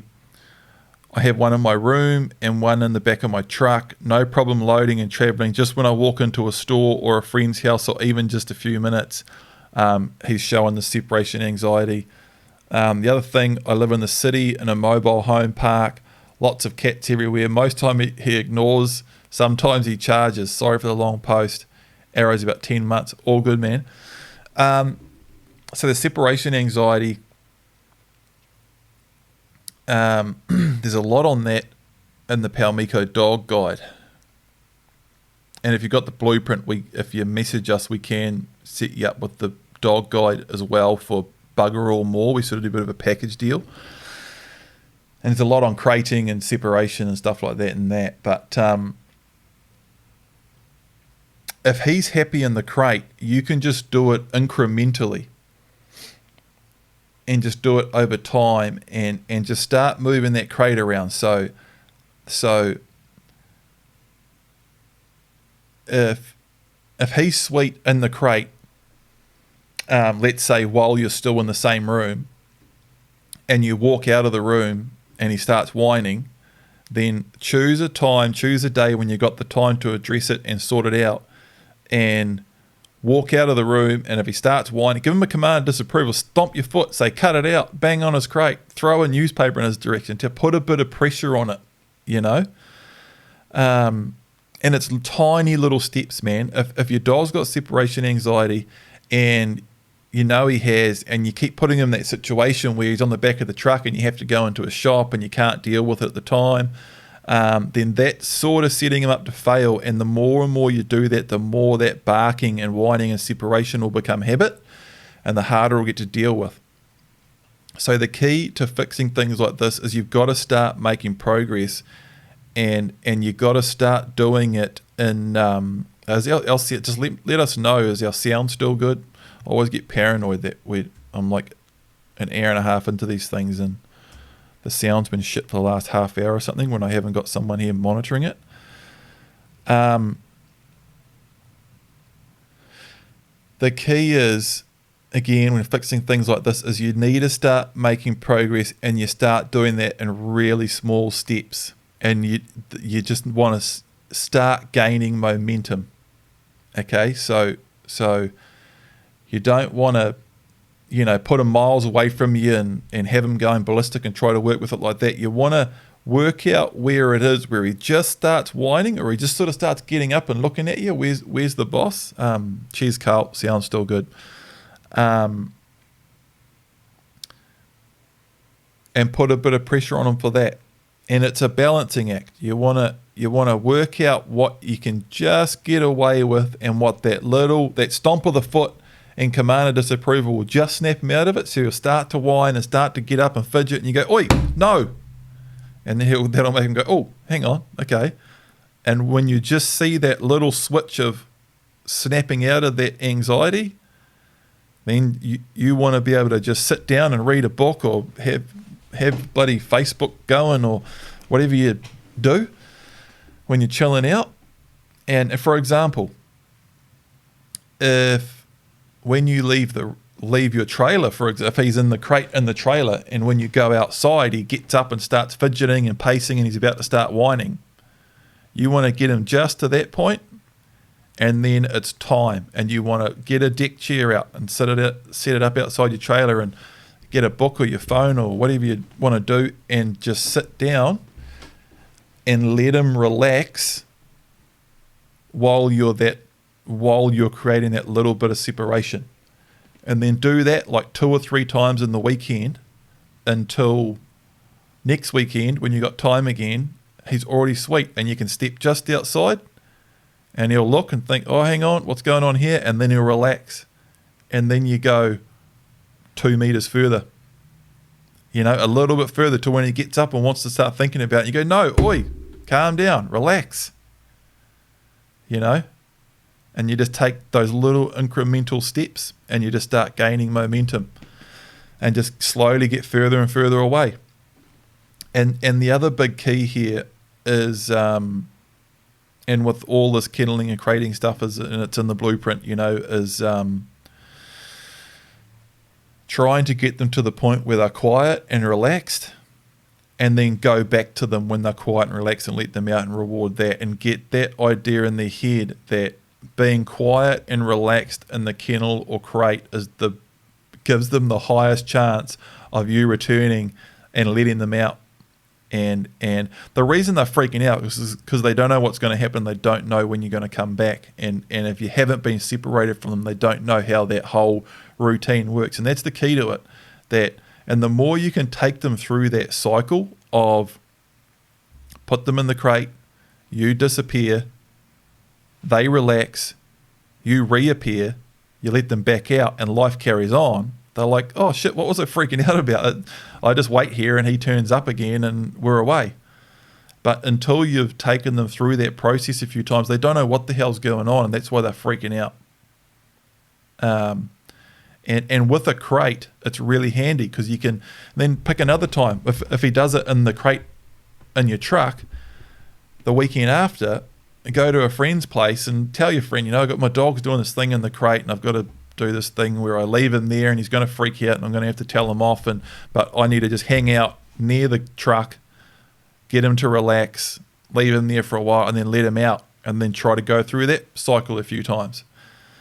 And it's just step by step, incrementally gaining momentum, and you can take a dog that flips out in the crate every time you walk out of sight to that is totally chill and fine with it, But it takes time, man, and it takes planning, That's my take on that. But that's pretty cool, man. You're on board from Houston. It's cool. Keep us posted. Bobby, when will you do the next Q&A? About now.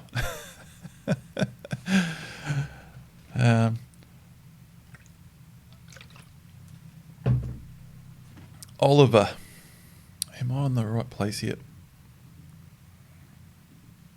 Yep. Question about steadiness. My dog is 1 year old at the end of the blueprint, but not yet hunted. She's handling lots of distraction well, bit keen on other dogs, but listening with enough pressure, and really great on range and non-communicative stops. That sounds bloody good. My question is, when a rabbit pops up in front of her, she tends to show excitement, hopping and rearing to go till she is at the limit of her range, then holds as the rabbit runs off. Okay. And here's the key to this, and there's a little life lesson in this for everyone listening. She did get to chase a rabbit once when she was with my parents, and I went back to so that's the key. She did get to chase a rabbit once. So that's how one experience, and that's one of our principles. Every moment can count. Every moment counts, and one moment can count forever, man. One little slip up, and you can have an annoying little thing that'll just be, you can control it, you can manage it, you can make it better, you can try to fix it, but every now and again, one little instance where you should have had the long line on, but you didn't, or the dog slipped out of the end of the long line, or something happened like that, and your dog chases a rabbit or runs up to someone else and gets a big pat or something like that, can just spark these annoying little habits that can be a pain in the ass for a long time, sometimes forever. My question is, when a rabbit pops up in front of her, it tends to show excitement. Where was I at? She did get to chase a rabbit once when she was with my parents, and I went back to non-target species avoidance pretty hard. She gives a dead rabbit a pretty wide berth, but still gets hyped from a running rabbit. Am I setting her up to fail or confusing her by taking her to those rabbit hotspots and end up checking and end up using checks and disapproval for showing interest in chasing rabbits? She's almost there, but lots of rabbits here and want to get it right pre-hunting. I don't really want to do any praise for not chasing, as she's still hyped from seeking the rabbit, but also she's too keen, so I don't want to let it lie. Thanks in advance. Best after sales support anywhere. Ollie, cheers, bro. Okay. First thing is, I would be pretty hard on it, man.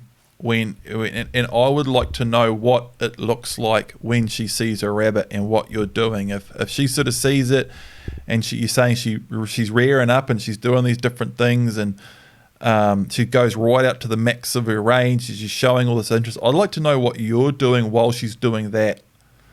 I would be pretty hard on it. I would be command of disapproval, cut it out and change your direction, and I'd just be all over it. Okay? Then you're also saying there's a lot of rabbits, it's a real rabbit hotspot, and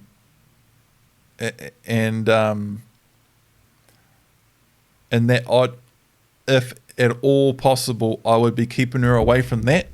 Because like you say, am I setting her up to fail or confusing her by taking her to those rabbit hotspots? Yes, you are. Yep. And it's, anytime you're training, it's really good. You don't want to train where there's loads of pheasants or loads of rabbits or loads of possums or loads of deer or loads of anything, really. You know, the ideal training area is free from game and scent, and we introduce the scent that we want with our deer skin when we're doing our positive scent work, and then we do our non-target species avoidance training with possums and rabbits and things, and show you how you can do that with anything. So it is, you don't, if at all possible, you want to train in areas that aren't full of rabbits. And I'd be pretty hard on it. I'd try to avoid rabbits at all costs, and I'd just be real hard on it if it did arise.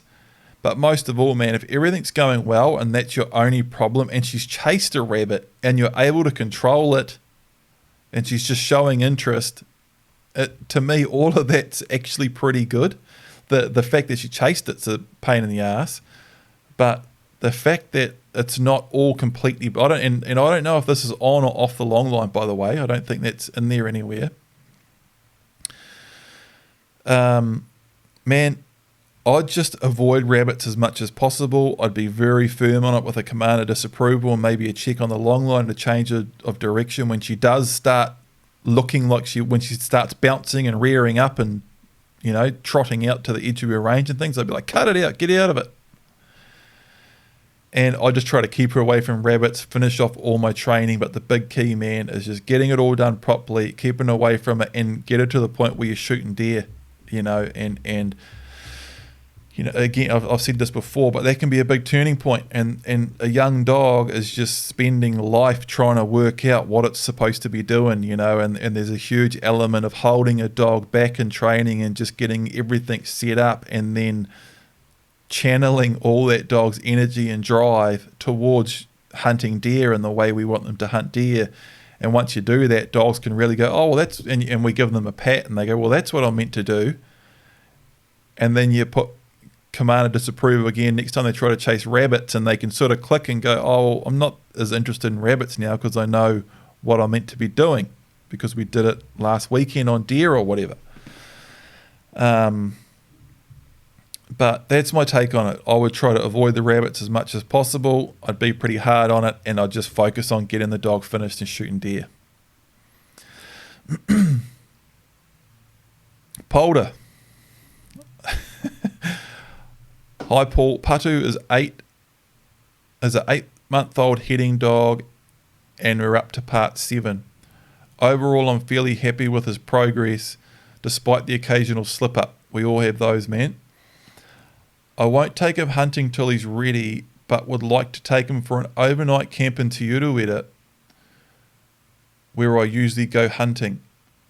But will this interfere with his training? There's not many places where you can go in there where there's not deer, and I would advise against it, and I'd actually advise against it quite strongly. Because that's really getting into that scenario where you're really in the environment and you're saying wanting to take it. You're saying 8-month-old, overall really happy. You're saying you won't take him hunting till he's ready, but would like to take him out for an overnight camp in Te Uruwera. So you're saying you want to take him out into the area where you're eventually going to hunt him for an overnight camping trip, but you don't want to hunt him this time. And I wouldn't do that. And because, again, and we're talking about this earlier on in this Q&A, you don't want to be in a situation where you're in the environment that you're eventually going to be hunting deer and your dog's smelling deer and you're not doing anything about it. Really, the first time your dog, you want to take your dog out hunting, you want to be in a situation where you're going to follow the dog up on its first deer, and ideally you want to be in the best situation possible where you can shoot whatever deer your dog takes you to. That's perfect case scenario. And you really want to avoid situations where you're in that hunting environment where your dog's smelling a deer and you're just doing nothing about it. It can really knock them off, man, and it really can. And it's I haven't really done it, but I've definitely I sort of have. And I know what it can do, but I've definitely know people that have done it. With taking pups in early, I know trappers that have done it, and they've got a pup while they're working in the bush and they've taken it in, and there's like deer hanging around camp at night, and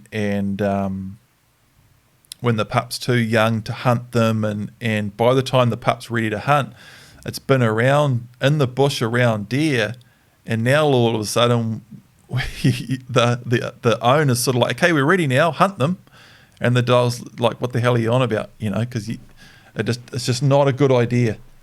And that's why, because even just you being in there once and your dog smelling deer, and the deer could be 400 meters up the river or 200 meters up the face while you're camped in the river. And and you're not going after them with the dog, and it can really send the wrong message, So that's my advice on it, man, that's quite a big don't do for me, is taking a pup or dog into the bush in and around deer before you're ready to hunt over them and shoot the deer. Quite a biggie, actually. Yeah.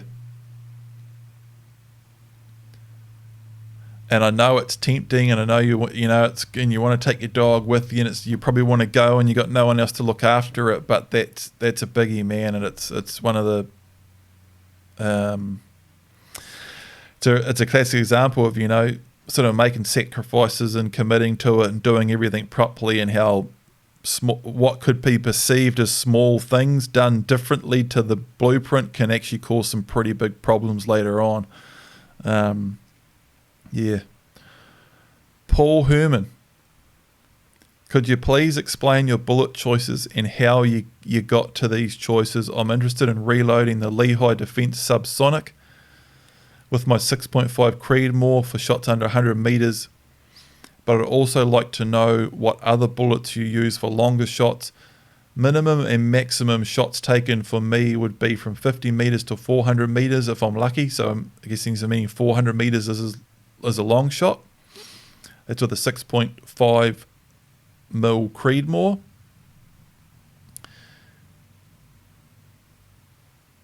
Any tips to deal with the 10-month-old wire-hair pointer dog who constantly play fights with my other 2-year-old? Okay, I'll answer the bullet question first.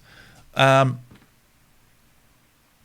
I actually had to do a little bit of research on this and look into the Creedmoor and what it is, and I've heard of it, and it's one of these new calibers that people are stoked on. And then I had a look on the Lehigh Defense page too to see if they did a 6.5 subsonic, and I couldn't find one. I found the 6.5 controlled chaos round, and I'm not 100% sure on this, but I think that's for high velocity, and it's not what I use.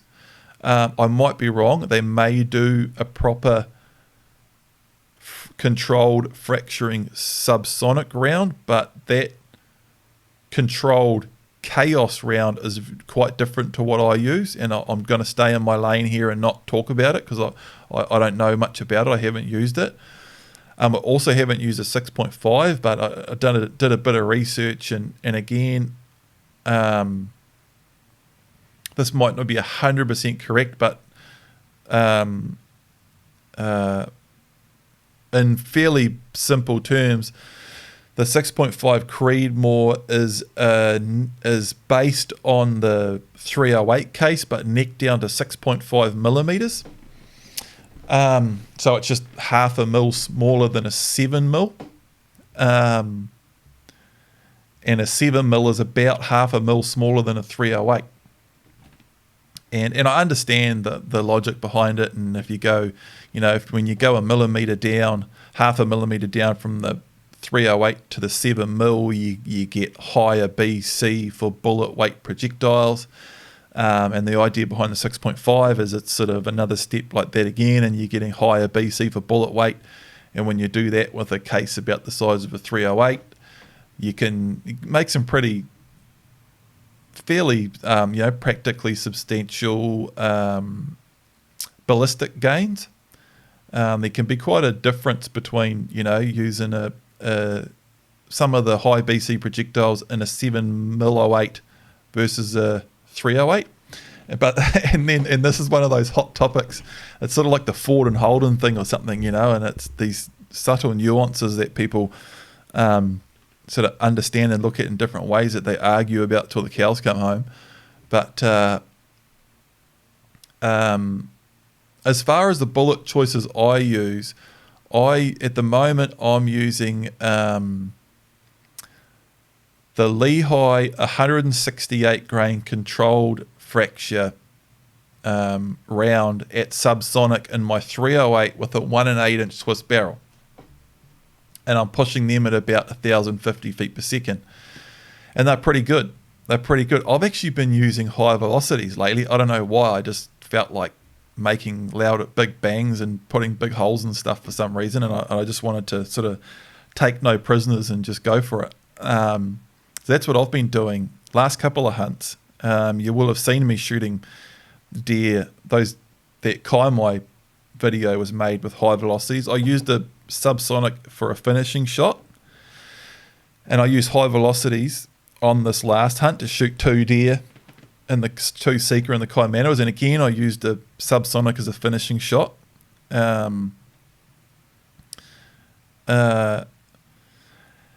high velocity round is a 178 grain ELDX, which is sort of the new Hornaday hunting round, which is kind of like an adapted AMAX. And people are saying, oh, the ELDX is the new AMAX for hunting. But the ELDX is actually a lot harder than the old AMAX. And it actually is. Once, the AMAXs are a soft bullet, and the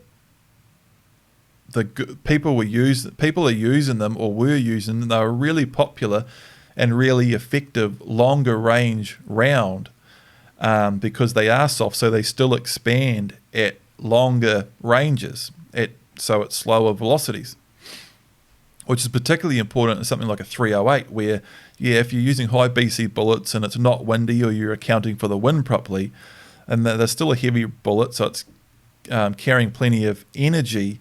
But once they slow down with a hard bullet, like a standard, federal blue box, what's that stuff called? I can't remember. Just a standard hunting round. That's bonded, like an interbond or AccuBond or something like that, a hard bonded bullet that's designed to, go through the shoulder of a big animal at close range and at high speed. When you hit an animal at long range, when they're going slower, they don't expand properly, they don't cause much damage, they just sort of whip through. And I've shot a good handful of animals with the ELDX now at different ranges and different shot placements and different animals and shot angles and things. And my view on the ELDX is it expands. I'm finding it very good up close. I'm pushing the 178 grain ELDX in my 308 at about 2,650 about 2,650, yeah. Somewhere around there, which is reasonably quick for almost 180 grain round in a 308, and they work good, man. And they're up close bush hunting ranges. They're doing a lot of damage, but they still hold together and penetrate really well for raking shots with the animal sort of angling away. But they're still blowing big holes and stuff and causing a lot of damage. But they're penetrating, and I like it. It's a good bullet. But then, because it's 178 grain and it is reasonably hard, I'd have no hesitation to shoot a big red stag right on the point of the shoulder, angling towards me either. Which arguably with some lighter bullets, light, soft bullets going fast up close, you do have to be careful. If you're using a soft bullet and something like a 243, a soft light bullet going real fast, they can blow up on the shoulder. It still takes a lot of doing, but it can happen. And so that's what I'm using at the moment. I'm using that 168 grain Lehigh controlled fracture in the 1 1/8-inch twist barrel. Apparently Lehigh have made changes, and now they're saying that some of their controlled fracturing lead-free subsonic rounds can be used in a 1 10-inch barrel.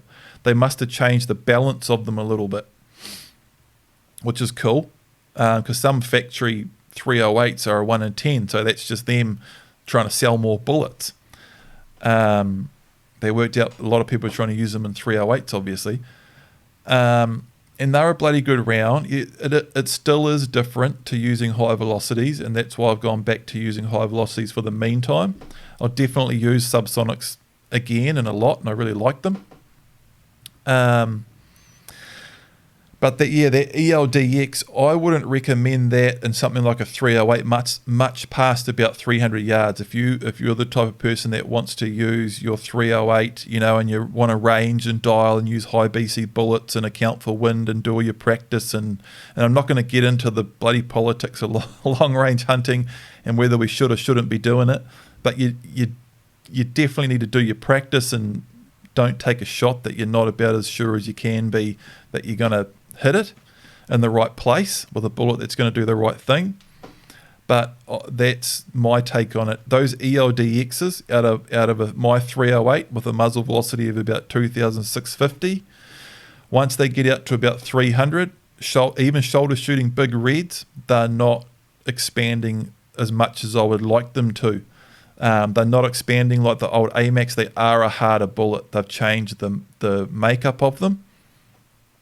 And I've just brought a box of ELDMs, which is the match version of the ELDX. The ELDX is the hunting bullet. It's the AMAX beefed up a bit for hunting. Whereas the ELDM, so I've been told, I haven't tested it, I'm not 100% sure yet, I haven't cut them in half or anything like that. But so what I've been told is the ELDM is exactly like the old AMAX but with a new tip. So it should be a softer bullet that expands more at longer range. So that's what I'm going to go to next for past about 300 or 400 meters.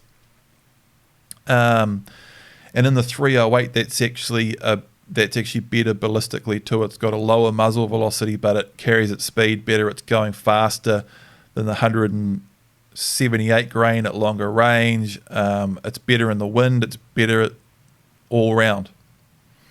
So it's the 208 grain ELDM. I'm going to try that. And because that's such a big bullet for the 308 and it won't be going fast, I think, and I haven't tested this yet, I would be pretty damn confident doing shoulder shots up close and things too, because it's such a big lump of lead and it's not going that fast out of the 308. I think even if it is, exactly like the old AMAX, a 200 grain AMAX doing 2.5 grand, 2,500 feet per second is it's not going to blow up on the shoulder of a red stag, I don't think. But I could possibly go all out and use the Lehigh Control Fracture as my subsonic round. I could use the ELDX for my high velocity from 0 to 300, or even actually say 0 to 200. So slide it in, not dialing, everything that I'm just point and shoot at. And then as soon as I start dialing, I could throw a ELDM, 208 grain ELDM in. And that should be a softer bullet that's going to expand well at longer ranges. And I have very good information on that, but that's yet to be tested and 100% confirmed. So there's a little bit of a spiel and a stat fest on the bullets that I'm using, and how I got to them is a longer story that I won't go into, but that's what I'm using. Paul's next question is, any tips on how to deal with the 10-month-old German wire-haired pointer dog who constantly play fights with my other 2-year-old dog and bullies my boy's 9-month-old dachshund? Happens when they have a freedom break from their crates. Any tips would be helpful as I'm over the fighting. Is it just an age thing or a breed trait? 10-month-old wire-hair pointer playing too hard out with other dogs. That I've got that with Miko's like that with print and fly. She goes hard out, and I've spoken about this before. She doesn't really get away with it too much with fly, but print will let her do it, and she sort of can escalate a little bit. And I just do the stomp of the foot, command of disapproval. Every time I hear Miko really racking up and I hear growling and skidding around on the deck and I look out and she's just getting all carried away, I just go, oi, stomp my foot inside, which is a big bang, cut it out. And all the dogs sort of think, shit, we're doing something wrong. And I just keep putting pressure on it, man. And every now and again, if she's completely out of hand, big command to disapprove, she goes straight in the kennel and print and fly stay out. That's how I do it. And yeah, that's what I do there. But I definitely get on top of it though, because you don't want it getting out of hand. Wire hair pointer, 10 months old, he's still young. It could escalate and turn into quite a pain in the ass.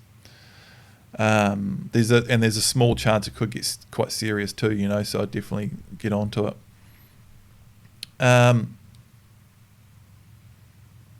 Paul. Oh, Ross.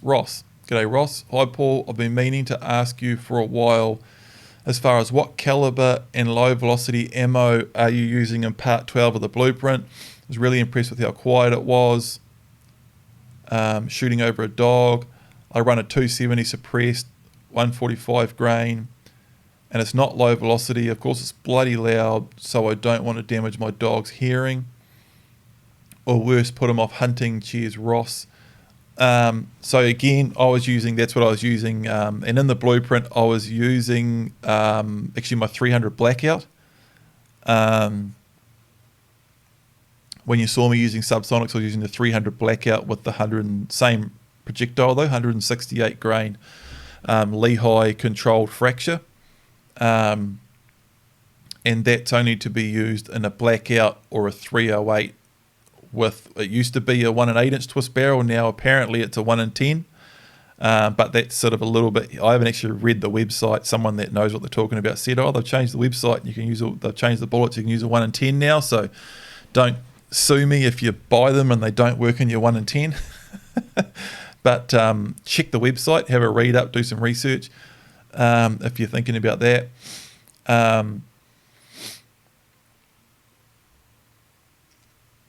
That's what I'm using, man. I was using the subsonics. Yeah. And you're running the 270 suppressed. You're saying it's bloody loud. Your 270s they're not quiet. You've got a suppressor, you know, and we do talk about this at length in the blueprint too. But I'd just be careful with it, man. I would, you know, I mean, yeah, if you want to go all out and buy a smaller caliber, even a 308 is a smaller capacity cartridge than a 270. If you go all out and buy you know, my guns, there's a half-hour video on our YouTube and Facebook, me talking about my 308 blackout. I call it the 308 blackout. It's just a 308 with a 1 8" twist barrel. You could do some more research, and I actually re-barreled it from the I think the standard Tikka is a 1 12. Don't quote me on that. It might be a 1 10. You could definitely buy factory-made 1 10" twist 308s, which by all reports will now stabilize the Lehigh control fracture. So there is apparently the possibility to buy a standard 1 10" twist 308, reload some Lehighs, and you can do your subsonics and your high velocities. You sort of got the best of both worlds. A suppressed 308's not too bad. You know, I'm shooting these deer lately with a suppressed 308. But even a suppressed 270 is not out of the question either. I would just either want the dog well out in front or off to the side, or even in at heel. You know, and we go in the blueprint, we go over that whole stop and shoot drill where we stop the dog and we walk up past the dog to make the shot.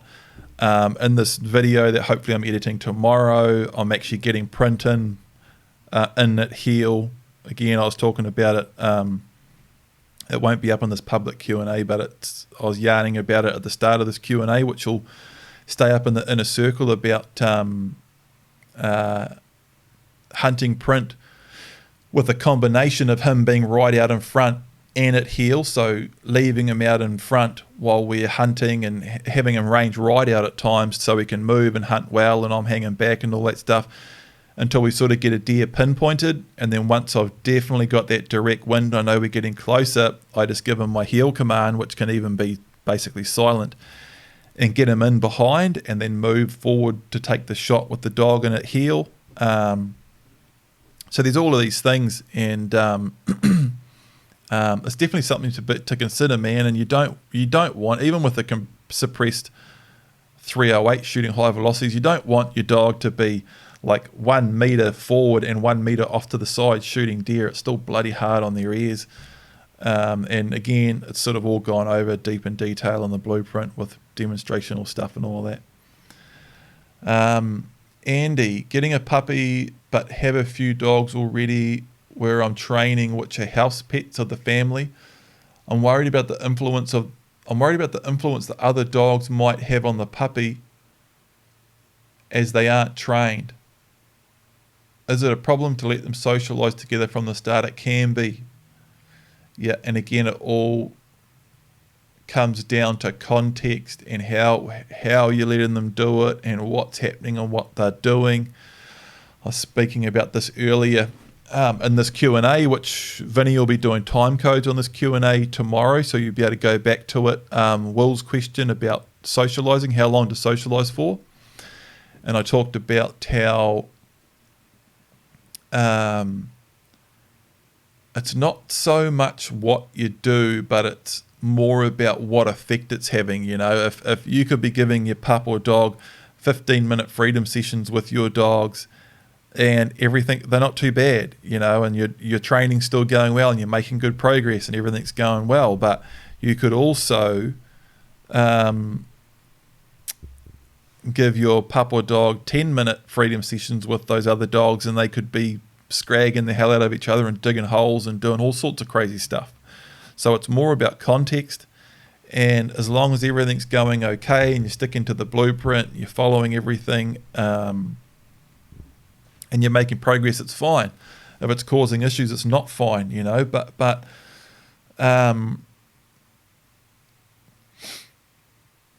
you can train a dog well from a pup with other dogs in the household. It's all about management and again, sticking to the program and not doing anything crazy. Bobby, hi, could you please talk a little about retraining a rescue dog? Arrow is doing really well, but while walking in front, he gets distracted by other smells and either stops and ends up walking over to one side, not in front.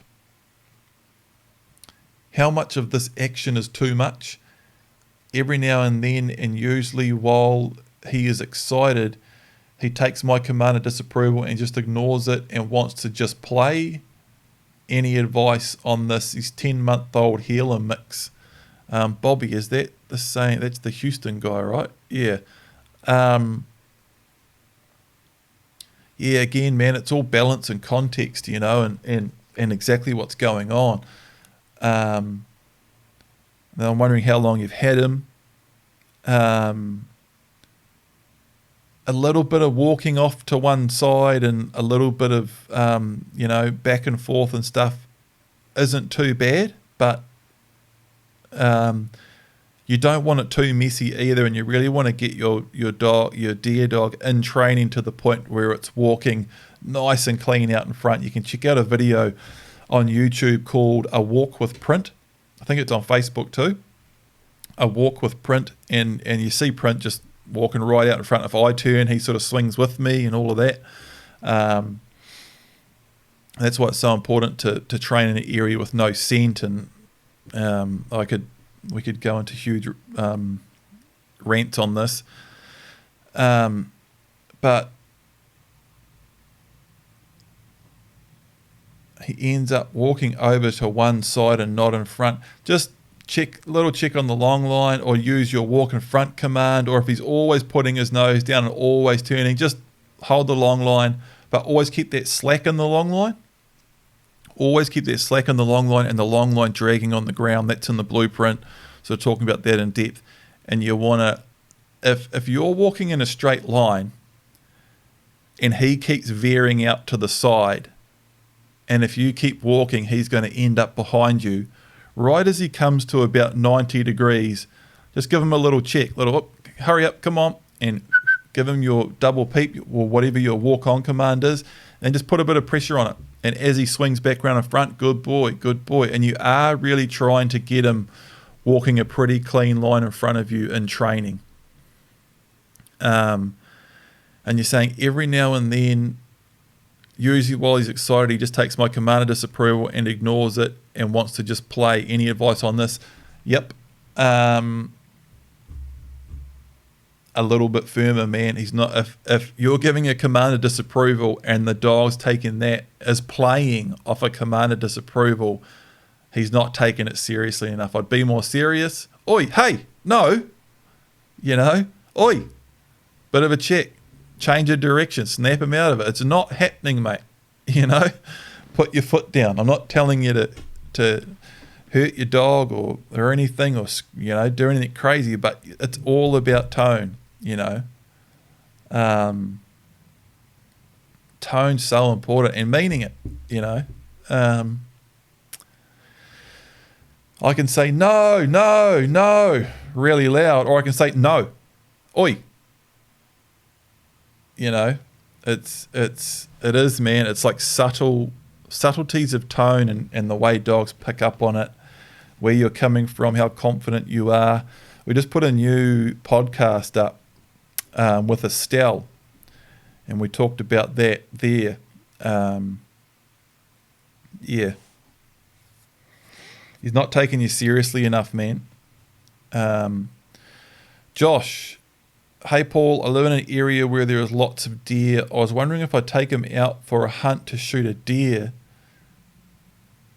whether I could undo any progress. I wouldn't ask any more of him than he has been taught, and he has been gun-proofed as per the blueprint. What he is doing, he is doing so well on the program, and I don't want to undo any progress. I got to read this again. Hey Paul, I live in an area where there is a lot of deer. I was wondering if I take him out for a hunt to shoot a deer, whether I could undo any progress. I wouldn't ask any more of him than he has been taught, and he has been gun-proofed as per the blueprint. He is doing well on the program, and I don't want to undo any progress. I'm guessing you're asking in the context of, can I do any harm by taking my dog out and shooting a deer before I'm finished training him? If you're finished training him, dude, go and shoot deer. That's the whole point of the blueprint in training a deer dog. But if you haven't finished yet, don't go out and shoot deer. And if you haven't finished yet, yes, you could undo lots of progress. And it's very important to finish everything properly before you start hunting.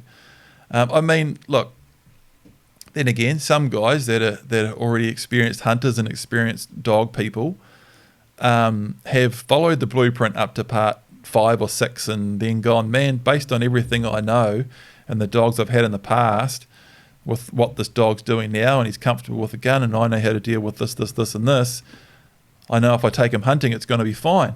And it's fine. And some people have trained some really good dogs through that.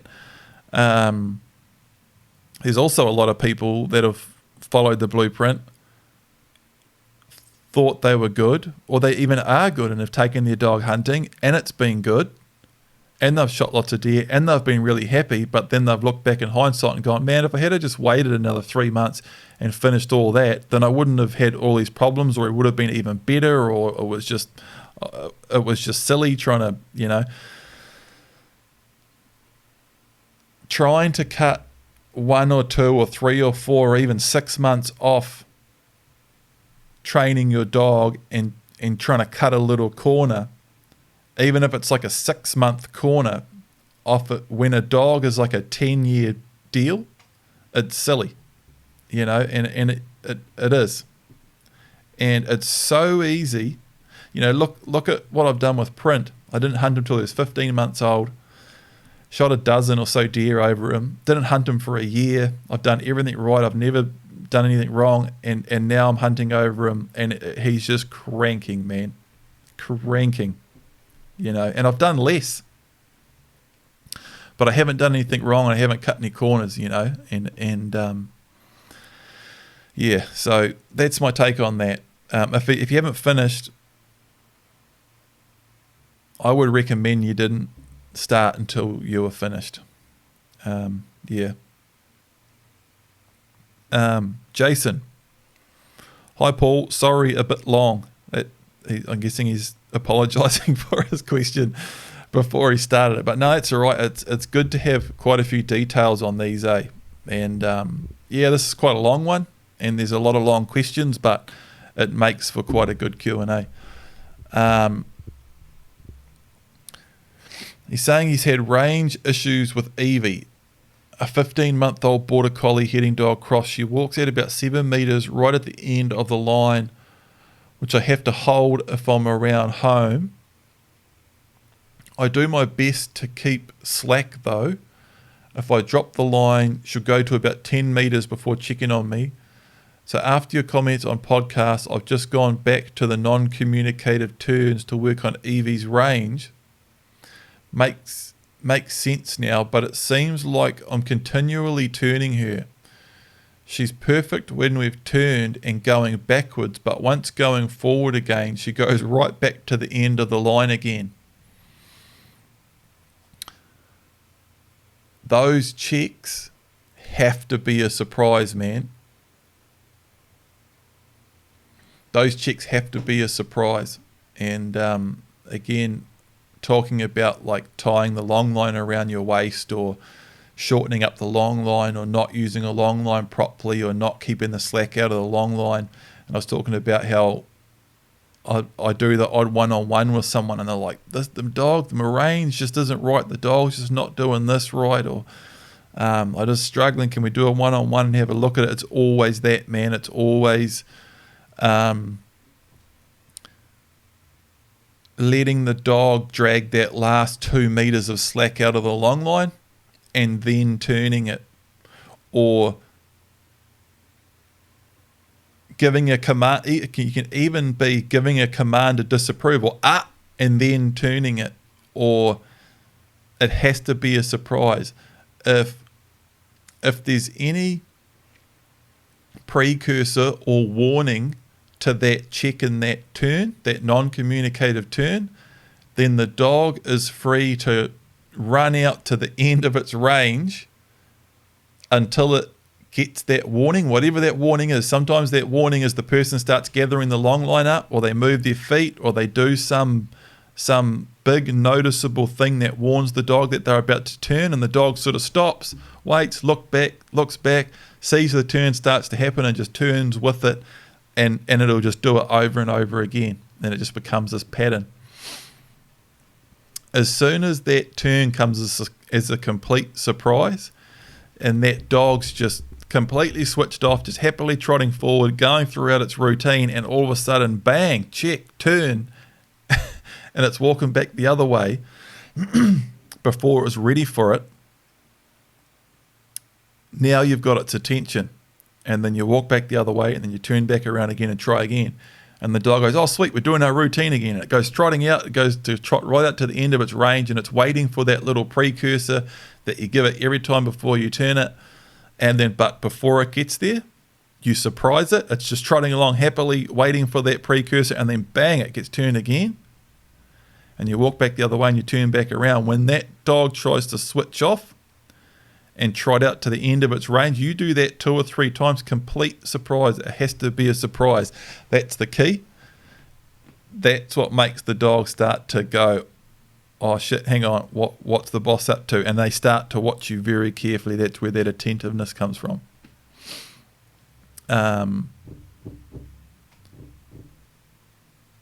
Really important. And again, it's not about big hard checks, and it's not about how hard you do it or hurting the dog. It's about the surprise and the tone and the timing and everything. Okay, and it's actually the opposite. It's actually, if you do it wrong and the timing's off, you can do it real bloody hard and it won't work, and now you're pulling on the dog hard over and over and over, and then you're in a bad pattern. If you do it properly with the right timing and it's a surprise, and you're very, very consistent, a couple of light turns, perfect timing, and you do it right, and it's all sorted with no pressure on the dog, you know. And that's our last question. There may have been a couple of new ones asked while I was doing this one. If you haven't, I've missed it. Just throw it straight on the questions for the next Q&A. I'll make a new Q&A post up.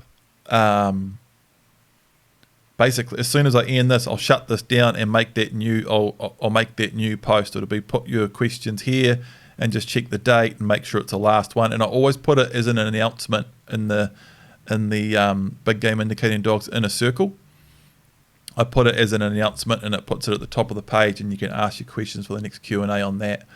I'll just have a look here. Hi Paul from the Federal Power Shocks. Yeah, that's the one. Yep, Power Shock. Everyone's filling in the gaps over here for me. Hi from the UK, Gary. How's it going, mate? Good to have you on. Houston in the UK. That's pretty cool. It's so random, mate. I've got heaps of comments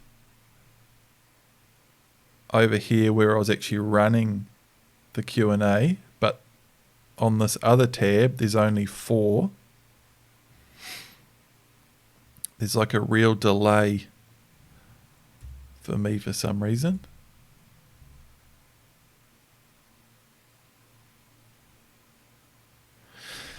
But that's it, guys. Pretty solid Q&A there. It's what's the date? It's the 24th of March. Starting to see the odd report of stags roaring down south and stuff.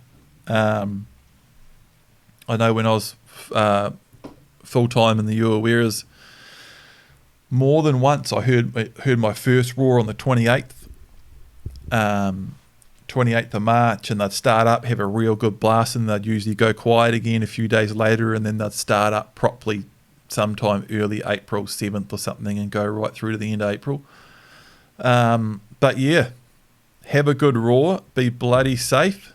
By all means, get out there and hook into it, but just, again, be real safe. It'd be pretty awesome if New Zealand could have a roar without any accidents. That'd be cool. And again, you know, it's definitely not what a lot of people that are training big game indicating dogs with the blueprint want to hear, but I don't think the roar is a good time to start a dog. But May, June, July, August, September, October is a real good time to start a big game indicating dog, and then you've got that whole time to go for it. And we'll be making a few videos and talking about a few different things. We'll get back to that topic of, you know, how we can perhaps, you know, work with Doc or get on with them as well as we can to get as many, to come to the best understanding and reach the best mutual benefits for both of us. And I think using indicating dogs to shoot hinds in a lot of areas in New Zealand is a way that we can show that we're not even using indicating dogs, just hunters shooting deer in New Zealand in general at the moment. There are a lot of deer in a lot of places in New Zealand. Doc are very, very keen for hunters to shoot as many as possible. And, you know, this subject come up in our podcast we just did with Cam Speedy. Cam's a super knowledgeable guy on all of that, and he had some great points on it. And it's a big subject at the moment, and I think it's a good thing. It's a huge opportunity. And I mean, we've got to shoot more deer. That's what we're all here for. we're all here to shoot deer. That's the whole idea of the sport, shoot deer. And it's really good if that hunters can be controlled and that we're looking at conserving our resource, and we want to look after it, and ethics is hugely important. You know, we don't want to be unnecessarily orphaning fawns or shooting young stags that have great trophy potential or anything like that. But again, I just think a huge thing that we can do as hunters is get as much information as possible, so we're doing the right thing in the right places at the right time. And once we've got that information, is hook in and shoot the right animals at the right time. And again, at the moment, in a lot of cases, that involves shooting more animals, and that's a good thing. And I think that's one thing that we can do to sort of begin to build a better relationship with the Department of Conservation, and that will in turn, or may in turn, create a situation where we can begin to open up more areas, get better access, have a better relationship, be more respected, and for hunting to be more valued. And maybe we can get better access for dogs into some of those areas too, but we've got to show that we're going to do the right thing and that we're going to do it responsibly, but that we just got very freaking deep and political there, but it's a real subject, but have a good roar. Thanks to everyone who's signed up on the blueprint, following the blueprint, follows big game indicating dogs and all that. And we'll see you next time. If you want to find out more about big game indicating dogs or the Deer Dog Training Blueprint, big game indicating dogs on Facebook, Instagram, and YouTube, and also biggameindicatingdogs.com. If you're listening to this on our podcast, heaps of videos on all those platforms. If you're watching this in video format and you're thinking, shit, that was long, you can listen to all of these in audio format on the Paul Michaels Revolution podcast, which is up and available across all the podcast apps for free. And there's also tons of other stuff over there as well. Cheers, guys. I'll see you later.